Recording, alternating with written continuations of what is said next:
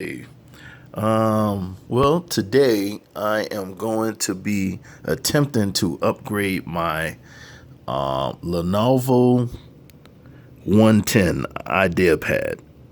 I researched this probably about 6 months ago because I realized I was running out of memory.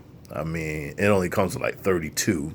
I think when I finally opened it up and got everything updated, it was only like, I don't know, 26, 28. Don't hold me to that, but it wasn't much. Now, throughout the time updating and everything, I'm down to like 6 gigabytes. And I fill that up real quick when I put movies and stuff on here to play it. And also, I'm worried that I'm going to run out of space when I continue to update. By no means am I a computer expert at all. No, I just wanted a way to upgrade my memory.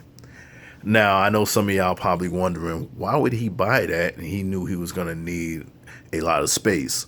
Well, I liked the size. The price was very good on it. And at the time, I really thought just web surfing, it would be all right. I figured I'd put all my movies and stuff on a thumb drive. Well, I realized just in updates, this thing just eats up memory, storage. I'm sorry, and it got to the point where I needed to update, not update, but upgrade. Well, at the time, like I said, 6 months ago, it was nowhere to find nothing. It was one little YouTube video, and the guy at the time, I guess he tried a first module and it didn't work. So he was able to go on the Lenovo website, find out what module they use, and he went on eBay and found one. Well, within that same time, I went on eBay, and at the time they had it for like $100. I'm thinking, man, that's kind of pricey. I'll wait. Well, it was actually on sale. It wasn't pricey at all. It was actually on sale. And probably about 2 or 3 days later, it went off sale and it went back up to like $200. I said, well, that's crazy. I'll just buy me another laptop for that much. So I basically gave up. The only thing I kind of took away from that video was he updated the operating system. He removed the Lenovo and he went to the Microsoft's website and he was able to update it so it didn't have all kinds of bloatware and stuff like that on there. So I was able to do that successfully, and it actually helped the computer run quicker. So that was good. Well, probably about a week ago, I was bored sitting around the house, nothing to do. So I went on researching that again. And I got lucky and came across an article out of the UK where somebody did it. And they actually found an aftermarket module that works. It was from a company called ADATA. It was something similar to this, but it was like an older brand. I don't remember now. I think it was the SP900. Well, anyways, I saw this particular one. It's the newer brand, and it was actually only $50. Well, $49.99, but basically $50 on Amazon. So I said, well, you know what? Let me try that. If it doesn't work, I'll send it back and I'll get the exact one that other guy used. But I figured, I might get lucky and see what happens. Now, I think part of the problem with this is that I guess everybody was using the PCIe chip, and it's not compatible for some reason with this particular notebook. So when I seen all that, because I definitely did my research, and I seen a lot of people was talking about that. So I went ahead and got the SATA version. So the form factor is the M.2 2280, and then it's the SATA. So this should work. We're about to find out as I flip it over and attempt to do this. But again, like I said, by no means am I any kind of computer expert, computer repair guy. Just somebody on a Saturday gets up, watch a few YouTubes and get some ideas and figured I'll try it. So if you take my advice and you mess up your computer, that's on you. But I will walk you through most of the steps, like little things like taking the screws. I'm not going to record that. But as I go through the steps, I'm going to record. Basically, I got my laptop.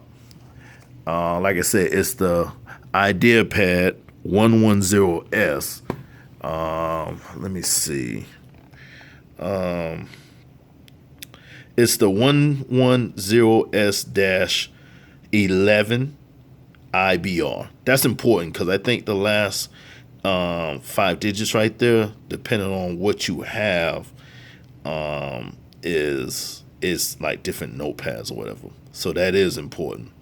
But anyway, you're gonna need a memory chip. Like I said, I'm trying this one. They do have one that actually works. Like I said, you can go on Amazon and Google it.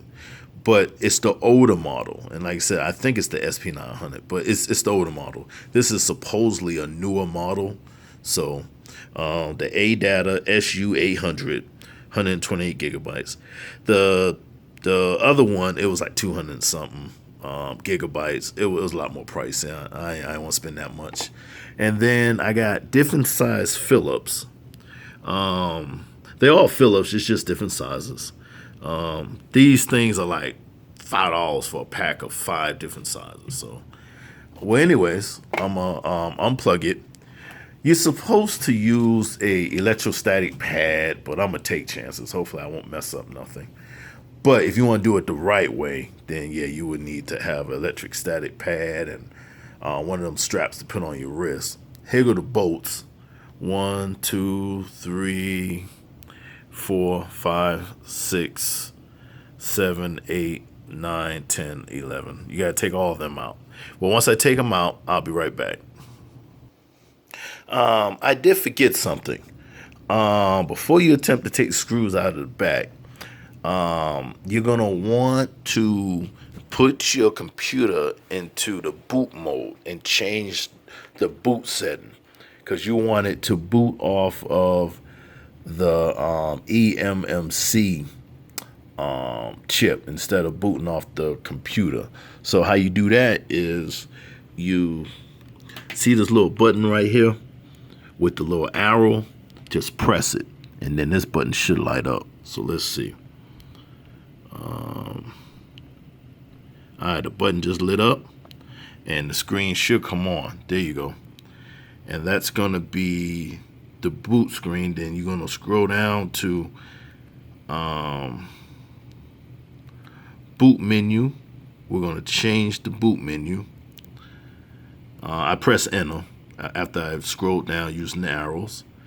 And then you're gonna go down to that.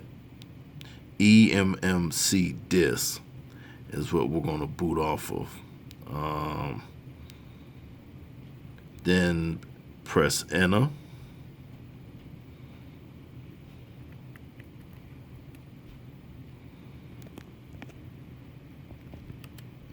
And that's it. It's gonna boot up.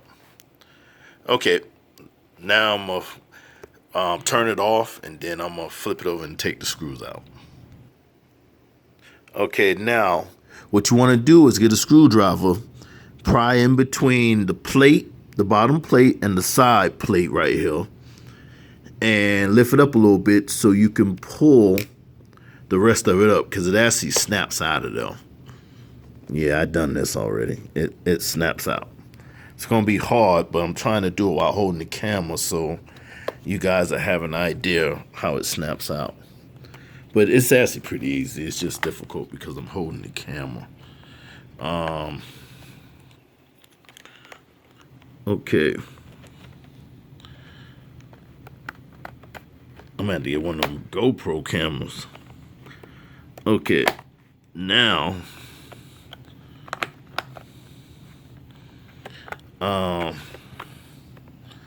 okay.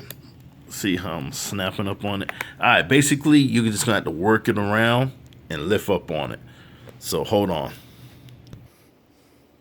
Okay, once you get a good grip on it, you just start taking it apart like this. Let me lay it back down and then it just comes apart. You hear it snapping up, and that's it. All right.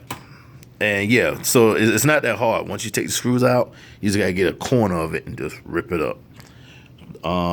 Be gentle though, but yeah, it rips right up. And then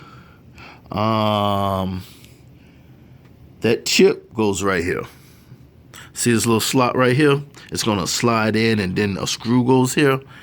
I forgot to tell y'all, gonna need to go on eBay, look up this particular laptop in the model, and they sell screws. They're like, I think $2 or $3.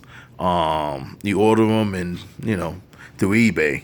What I'm gonna do, because I left the screws actually in my vehicle, so I'm just gonna take one of the screws from the bottom that's used to hold the bottom in, and I'll just later on get one of the screws out the bag and put it back in the bottom.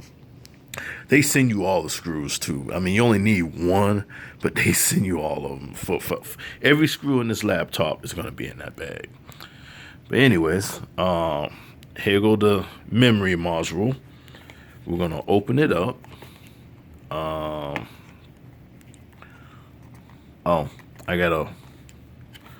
There's a little bit of plastic on there.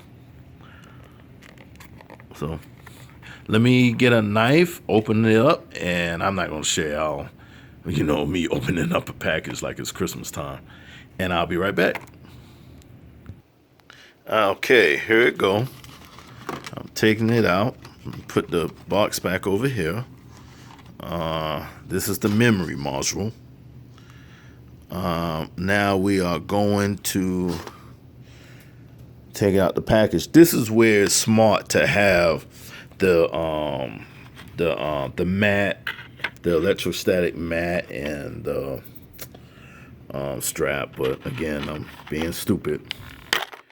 I'm just a weekend warrior. I'm not nothing serious. All right. Anyway, took it out. We're going to slide it in. Now, if you see the notches, you'll be able to line the notches up. The notches right here lines up with these notches on the actual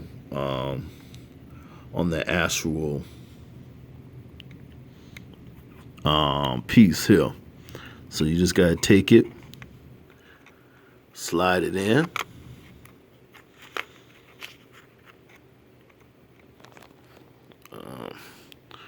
I know this video gonna suck for my first time, but as I get better at this, I will probably get a GoPro. But anyways, it's that easy. Now we'll take one of the screws from the bottom. Let me see. I'll take this one, put it right here. Put it right there.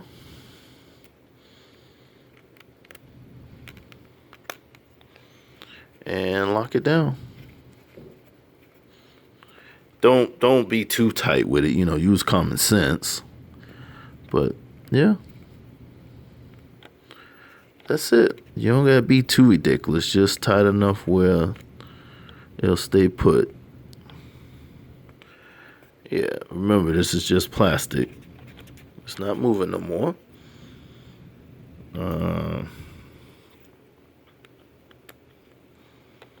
Alright, that's it. And the chip is in there, it looks like. Let's loosen it up. Let's make sure. Yep, you can't go any further. Alright.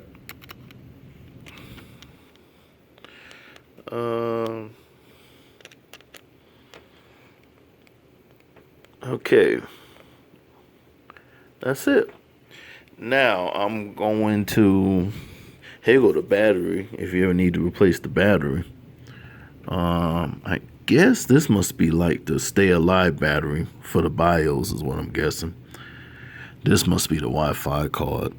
Anyways, like I said, I'm not an expert at this. I'm just a weekend warrior like a lot of us. I'm actually only making this video because, like I said, I went through hell trying to find something, and then I went through hell trying to find memory. When I refused to pay that $100 for that one chip, I'm like, there's no way. Well, I see why it costs so much. It costs so much is because that's older style memories. And you know how technology is. As technology get better, it gets cheaper. That's why this chip was only 50 because it's newer technology. So that memory chip that guy showed on YouTube and that I was trying to find was old tech. So thank God that guy out of the UK with his blog had the same computer I had, and he happened to do a blog on this. So I was like, whoa, I even screenshot it. So just in case I would never find it again, I would have a copy of it. But anyways, I am going to snap the cover back in place. Here go the grill for the speakers. I'm gonna snap the covers back in place, and then I'm gonna put the screws back in, and then we'll flip it over, and we will see if it turns on. Okay, be right back. For anybody that was looking for the website I found, that is the actual website. So take a minute to write it down if you want to do your own research. But this is the website I found. And he basically talks about it, and he gives you all the steps. I mean, he's pretty thorough. But anyway, I just thought I would take a minute to show y'all the actual website in case you want to know the website that I use as a template to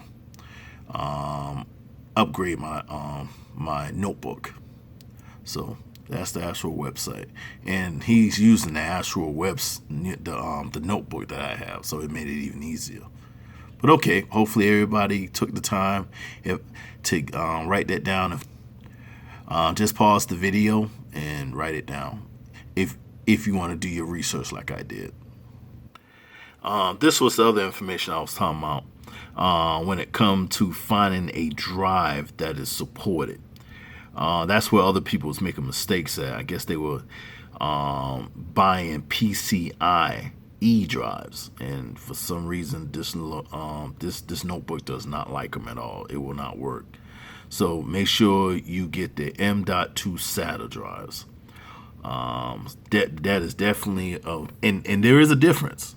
The box might look the same, but in that smaller writing, it's either gonna say a SATA drive or it's gonna say PCIe. I seen that too. I was like, what's the difference? And when I really started looking, I said, oh, I see what the difference is. Okay, I won't make that mistake. But definitely pay attention when you're ordering this drive.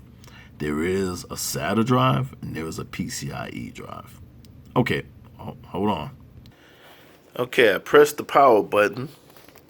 The computer's starting back up. Let's see if it recognizes the new module that I put in there. At the moment, we're waiting on it to scroll through. Ooh. All right. Let me put my password in. Hold on. Okay. I put my password in. Let's see if it recognizes the new module. From there, we can, I'm going to see if I can clone my operating system I have on now onto the bigger chip. I just want to see if it even recognizes it. Yeah, I was thinking about booting off of it, but then I said, well, hold on. Let me see if it even recognizes it before I go any further. So, all right, now, let me go into disk management and find it. Find what, Papa? I put a new drive in here. Nope, don't look like it recognized it, Junior. All right, let me see. Let me play with it a little bit. Maybe I have to go into disk management. Hold on. Okay, I was slightly incorrect about the boot situation. We actually got to go into the BIOS. So we're going to press this button again, right here, and wait about 5 seconds. It's going to boot up. We're going to go into the BIOS. Press enter, and then we're going to use the arrow keys, and move over until we get to boot. Then, as you can see, it recognizes the module that I put in there. HEA HDD data. So that's what we're using. And we will all I gotta do is figure out how to move it up. So let's see. I guess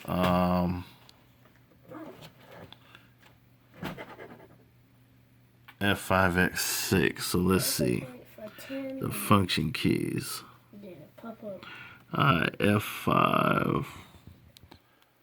Okay, it moves it down. So you got to press F6. That's the function key.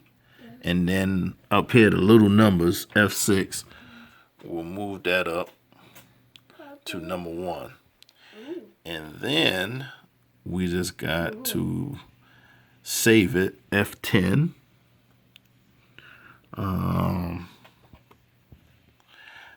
Save configurations, yes. And that's it.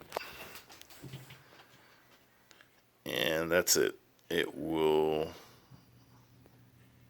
Now, I don't have nothing on there yet, so that's probably why it's going to try to boot into Lenovo. So now I got to put something on that stick so it can boot off of that. But yeah, the module definitely works. You just got to figure out how to install Windows. Now, I think it's going to allow me to just stick a thumb drive in and install it on that particular drive.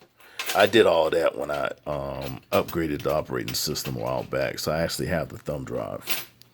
That site that I showed you guys, you can go there and they'll tell you exactly where to go to get the new Windows file.